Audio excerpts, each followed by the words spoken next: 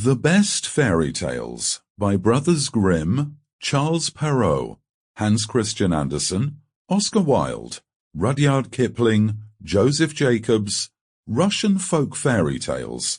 Narrated by Peter Coates, Richard Williams, Paul Gibson, Dan Stieber, Judy Kriz, Abigail Reno, Jeremy Albret, Luana Maranz. Hansel and Gretel. Hard by a great forest dwelt a poor woodcutter with his wife and his 2 children. The boy was called Hansel and the girl Gretel. He had little to bite and to break, and once when great dearth fell on the land he could no longer procure even daily bread.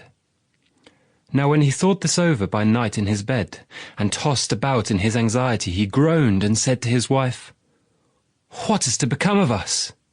How are we to feed our poor children when we no longer have anything even for ourselves?" "I'll tell you what, husband," answered the woman.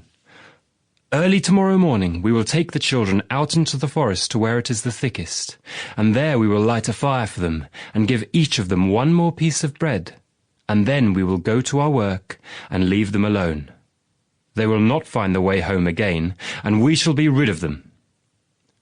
"No, wife," said the man, "I will not do that. How can I bear to leave my children alone in the forest? The wild animals would soon come after them and tear them to pieces." "Oh, you fool," said she. "Then we must all 4 die of hunger. You may as well plane the planks for our coffins." And she left him no peace until he consented.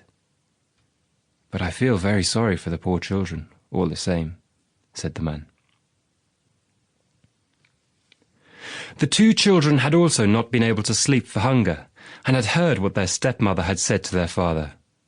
Gretel wept bitter tears and said to Hansel, "Now all is over with us." "Be quiet, Gretel," said Hansel. "Do not distress yourself. I will soon find a way to help us." And when the old folks had fallen asleep, he got up, put on his little coat, opened the door below, and crept outside.